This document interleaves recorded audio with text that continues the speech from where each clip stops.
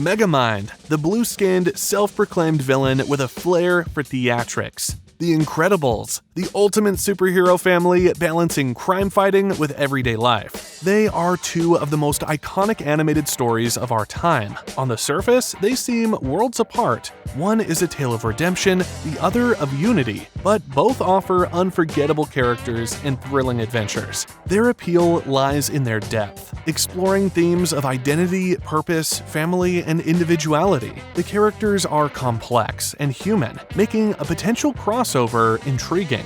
But what would happen if they switched places? Could Megamind's gadgets and wit outsmart Syndrome's ruthless technology? Two opponents both similar in their role. Absolute geniuses, but no real superpowers. Then there is the teamwork of the Incredibles. Would that pose a big enough threat to challenge Metroman and Titan? What about the Incredibles versus Megamind? To find out, we first have to lay down some rules of engagement. In this epic crossover, every character steps onto the battlefield at their absolute peak.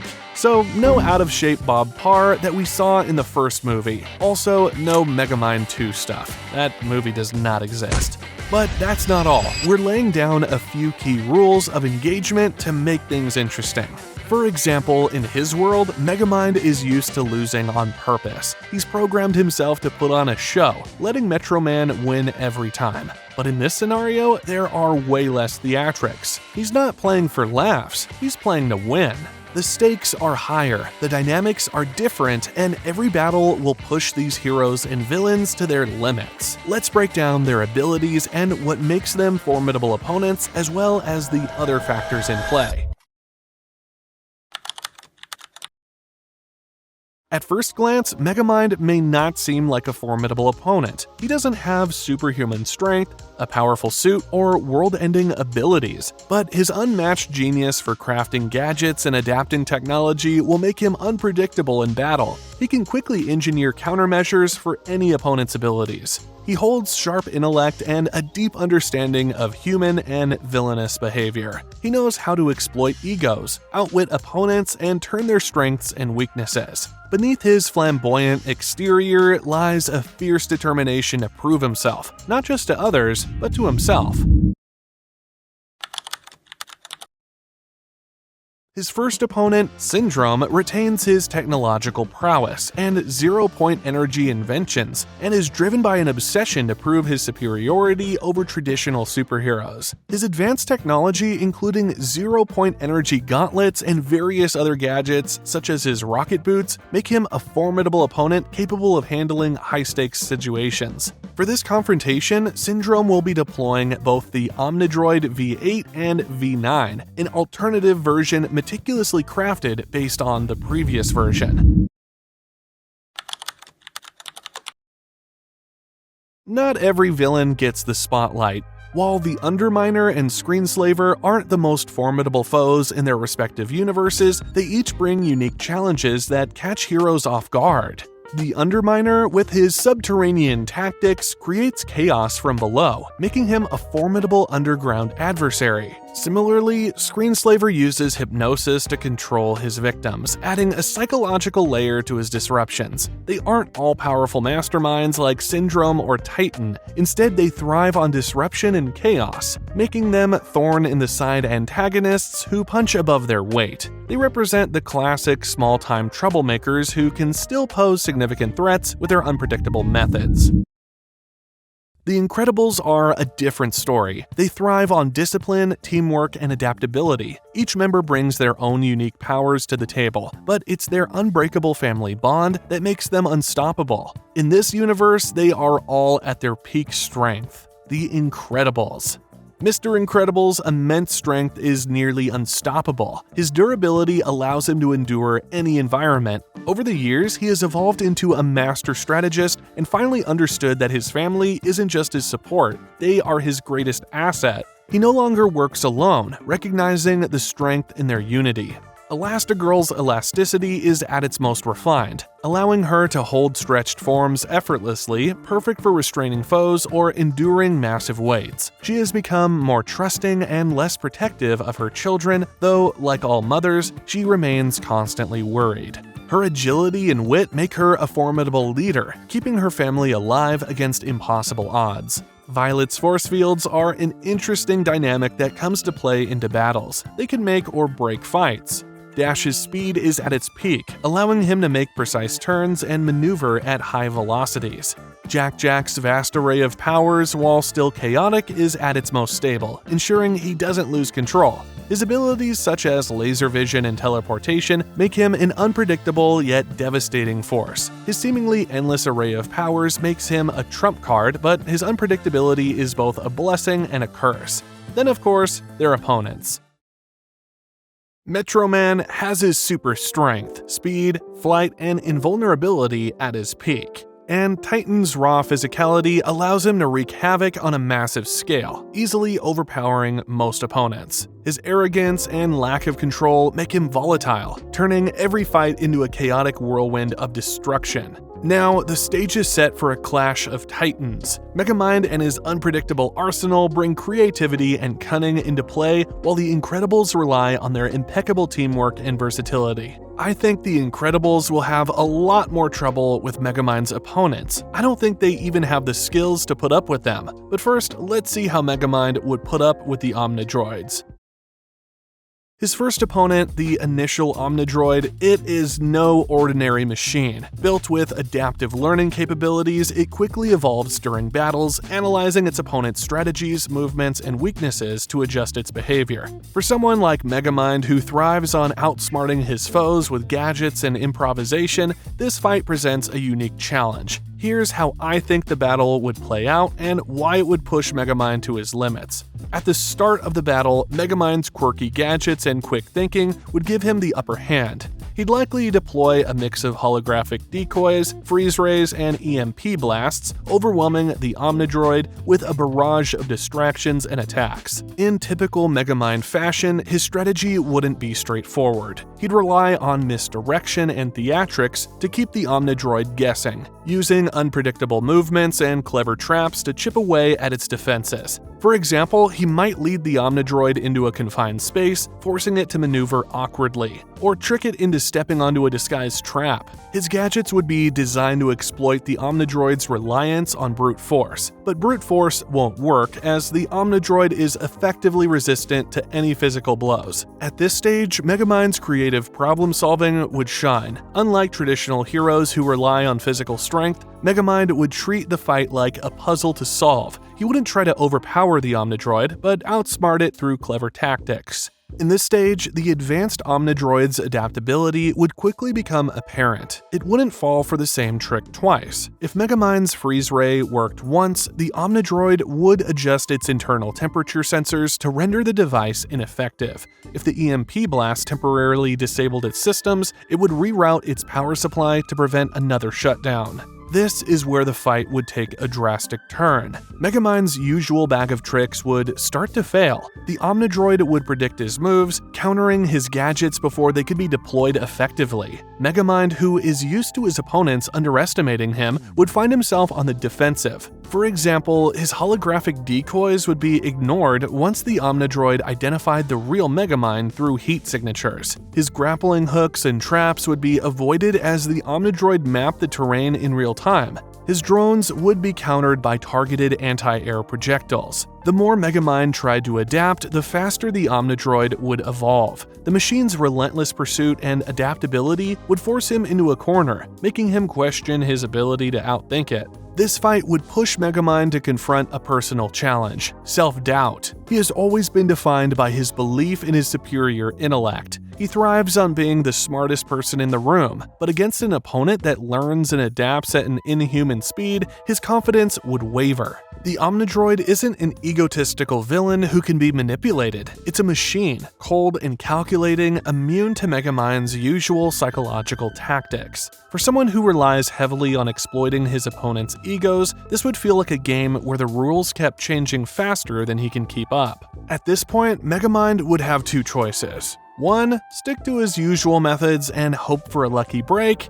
2. Completely rethink his approach and take a risk he wouldn't normally consider. In a moment of clarity, Megamind would realize that the key to defeating the Omnid Droid isn't to outthink it, but to make it outthink itself. The Omnid Droid's greatest strength is its adaptability, but that strength can be turned into a weakness. Here's how. Megamind would deploy conflicting signals and unpredictable patterns, forcing the Omnid Droid to adapt too quickly and overcompensate. He would use redundant traps and gadgets, some of which are purposefully ineffective, to flood the Omnid Droid's decision-making processes. By introducing too many variables, he'd cause the machine to experience a form of analysis paralysis, unable to process the conflicting data in real time. In theory, Megamind could set up a trap that appears obvious, but instead of relying on one trick, he layers multiple decoys, each triggering different responses from the Omnid Droid. The machine would waste precious time recalculating its strategies, creating an opening for Megamind to strike at its core. Simply put, he would weaponize the Omnid Droid's adaptability against itself, just like Mr. Incredible did, but not quite in the same form. But of course, his victory wouldn't come easily. The battle would leave him battered, his gadgets depleted, and his confidence shaken. The city would suffer significant damage as the Omnid Droid rampaged before he managed to shut it down. But then, the second Omnid Droid, Megamind wouldn't stand a chance. After fighting Megamind the first time, the advanced Omnid Droid now knows all his moves and powers. He's adapted to everything that once got him defeated. The advanced Omnid Droid would quickly take down Megamind, wreak some more havoc on the city, and ultimately be victorious. But now that the Omnid Droids are out of the way, Megamind faces a far more dangerous challenge, a man just as brilliant but far more ruthless, their creator, Syndrome. This is a battle between two men who crave recognition. Both Megamind and Syndrome built their identities on proving the world wrong. But while Megamind usually thrives on spectacle and chaos, Syndrome is methodical and ruthless. Here's the 3 possible scenarios of how I think this battle would play out. The first scenario is pretty boring. I know, you've probably been thinking Megamind would never lose against the Omnid Droid. You could be right, because there is 2 gadgets I didn't mention yet, or well, 1 gadget. Megamind's D-Gun, or diffuser gun, however you want to call it. Unlike Syndrome's tech, which operates on the principles of advanced engineering, the D-Gun is in a league of its own, bordering on the otherworldly. With its destroy or death ray function, it boasts an unparalleled ability to dismantle and obliterate any material, no matter how advanced, which would mean no Omnid Droid could handle him, not even V-10. I don't think Syndrome or anyone on Earth would have technology advanced enough to counter this. In other words, even the Omnid Droid's adaptability can't help it gain the victory. That still leaves Syndrome, which we have seen already gets overpowered by his own Omnid Droid. Syndrome's 0-point energy gauntlet would still pose a threat. But then again, Megamind's D-Gun also has 3 other functions that work on Syndrome: dehydration, debilitate, and demoralize. All 3 of which would probably make Megamind victorious. That's one scenario I could think of, but what would happen if Syndrome could counter the D-Gun?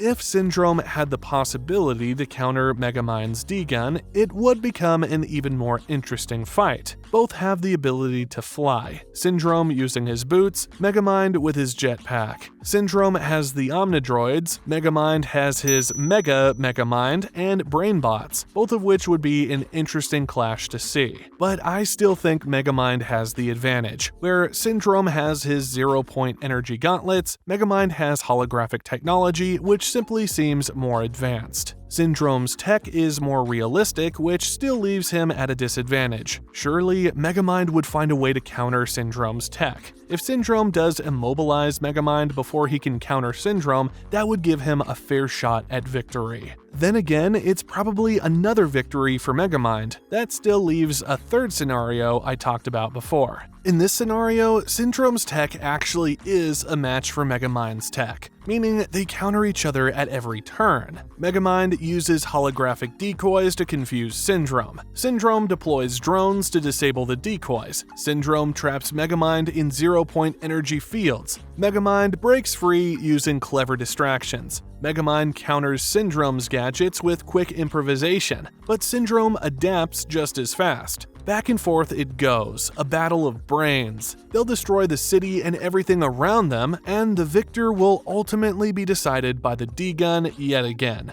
The first one that is able to shoot himself with Metroman's DNA sample will overpower the other, or lose if they accidentally shoot the other one with it. Now that Syndrome is out of the way, that still leaves the Incredibles' two villains, Underminer and Screenslaver. Well, for this, there is only one way I think it'll end up. Megamind wins, but the question is how? The Underminer bursts out of the ground, drill tank roaring, shaking the streets of Metro City. His strategy is simple: chaos and destruction. He tears through infrastructure, leaving sinkholes and collapsing buildings in his wake. The underground dynamic at play is something new to Megamind, though he's quite adaptable. Underminer would never pose a real threat. Of course, he has his subterranean vehicle, but just like the Omnid Droids and Syndrome, there's nothing Megamind's D-Gun wouldn't be able to handle against Underminer. He can dehydrate Underminer, but he can also use his Death Ray or Destroy function, resulting in a very one-sided fight and victory for Megamind. So what about Screenslaver? Screenslaver operates differently from any opponent Megamind has faced. No brute force, no giant machines, instead he uses hypnotic broadcasts to disorient and control his enemies. But well, who's better at controlling broadcasts than Megamind? Probably not Screenslaver. We've also seen Screenslaver is not the best at hand-to-hand combat, as he can barely hold himself up against Elastigirl. Or at least the pizza delivery guy, Screenslaver is terrible in combat, as he was just a clever muse. Meaning, yet again, there is no real threat for Megamind. His technology that is out of this world is no match for Metroville's realistic setting. But are the Incredibles any match for Metro City's otherworldly superpowers? I've mentioned before, I think the Incredibles would be in a lot more trouble. But why? Well, let's start off by matching them against Metroman. Metroman isn't just a powerhouse, he's the closest thing to a god in his universe. His abilities, speed, flight, invulnerability, and enhanced senses are unparalleled. For the Parr family, facing Metroman would be unlike anything they've ever encountered. This isn't a villain they can defeat with brute force or clever gadgets. It's a test of their resilience, teamwork, and understanding of what it truly means to be heroes. Metroman's powers make him seemingly unstoppable. First, he moves faster than the eye can see, giving him a significant edge in combat. His flight makes him able to strike from any angle, making it difficult to predict his movements, as well as nearly impossible for the Incredibles to reach, as none of them can fly.